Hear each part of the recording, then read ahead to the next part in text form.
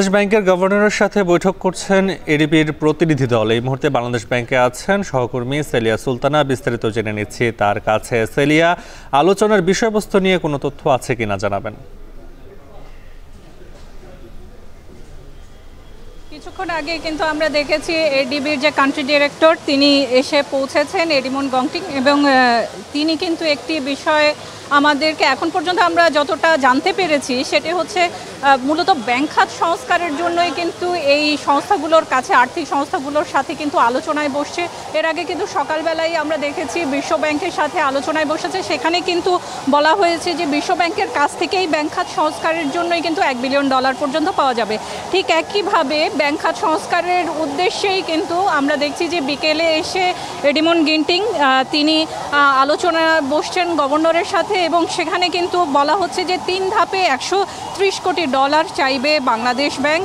বিশেষ করে এটিও কিন্তু ব্যাংক খাত সংস্কারের ক্ষেত্রে। আপনারা জানেন যে এই সংস্কারগুলো কিন্তু অনেক দিন ধরেই কিন্তু করার কথা বলা হচ্ছে, এবং গত 12ই সেপ্টেম্বর বিশ্ব ব্যাংকের কাছে বাংলাদেশ সরকারের একটি আবেদনের প্রেক্ষিতে কিন্তু তারা এই যে ঋণটি, সেই ঋণটি দেওয়ার জন্য তারা বলছেন যে হয়তো ডিসেম্বর নাগাদই এটি তারা ছাড় করতে পারেন, তবে সেটি কয়েকটি মেয়াদে হবে। তবে এছাড়া যে বিষয়গুলো তা এর আগে শর্ত পূরণ করতে হবে, সেক্ষেত্রে কিন্তু বলা হচ্ছে যে সব ব্যাংক খাতের যে সংস্কার, বিশেষ করে ঋণ খেলাপির ক্ষেত্রে যে সংজ্ঞায়িত করা, সেই সংজ্ঞাটিকে নতুন করে করতে হবে বাংলাদেশকে এবং বাংলাদেশ ব্যাংককে। সেটি যেমন নিশ্চিত করতে হবে, ঠিক একইভাবে দেখা গেছে যে বেসরকারি খাতে অ্যাসেট ম্যানেজমেন্ট কোম্পানি করার কথা কিন্তু তারা বলছেন, যেটি আর্থিক যে খাতটি রয়েছে সেই আর্থিক খাতের যে স্বাস্থ্য, সেই স্বাস্থ্যটি আসলে মূলত প্রকাশ পাবে। এছাড়া যে নতুন যে টাস্কফোর্স গঠন করা হয়েছে, আপনারা জানেন গত সপ্তাহে টাস্কফোর্স গঠন করা হয়েছে, সেই টাস্কফোর্সের যে রিপোর্ট, সেই রিপোর্টের কথাও কিন্তু তারা বলছেন এই ঋণগুলো ছাড় করার আগে যেন এই টাস্কফোর্সের প্রতিবেদনটি পাওয়া যায়। আপনারা জানেন যে ব্যাংকিং কমিশনের কথা বলা হচ্ছিল প্রথম থেকেই, সেটি অন্তর্বর্তীকালীন সরকার এবং বাংলাদেশ ব্যাংক থেকে বলা হচ্ছে, তবে সেটি একটি দীর্ঘমেয়াদী প্রক্রিয়া।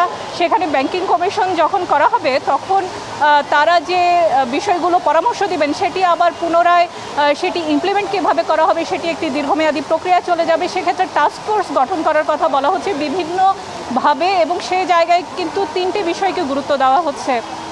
বিদেশ থেকে অর্থ পাচার করা, অর্থগুলো ফেরত নিয়ে আসা, বাংলাদেশ ব্যাংকের সামর্থ্য বৃদ্ধি করা, এবং আরেকটি হচ্ছে ঋণ ব্যবস্থাপনা সংক্রান্ত যে বিষয়গুলো রয়েছে সেগুলোকে শক্তিশালী করা। এছাড়া কিন্তু বিকেলেই আমরা জানি যে আমেরিকার যে যুক্তরাষ্ট্রের একটি প্রতিনিধি দল আসবেন, তারাও কিন্তু অর্থ মন্ত্রণালয়ের সাথে বসেছেন এবং বাংলাদেশ ব্যাংকের সাথেও বসবেন। তারাও কিন্তু অর্থনৈতিক যে উন্নয়ন, সেটি কিন্তু 2021 সালের একটি যে বিশেষ করে চুক্তি আছে, সে প্রেক্ষিতেই কিন্তু তারা আজকেও কিন্তু তারা এই বিষয়গুলো নিয়ে বলছেন। এই ছিল মূলত আমার কাছে বাংলাদেশ ব্যাংক থেকে এখন পর্যন্ত ব্যাংক খাতে যে সংস্কার এবং বিভিন্ন যে দেশগুলো এবং আর্থিক প্রতিষ্ঠানগুলো সহায়তা করতে চাইছে বাংলাদেশ ব্যাংক এবং বিভিন্ন প্রতিষ্ঠানের সাথে, তার সর্বশেষ। বাংলাদেশ ব্যাংকের গভর্নরের সাথে বৈঠক করছেন এডিবির প্রতিনিধি দল। সেখানে কি আলোচনা হতে পারে সে খবর জানাতে যুক্ত ছিলেন সেলিয়া সুলতানা।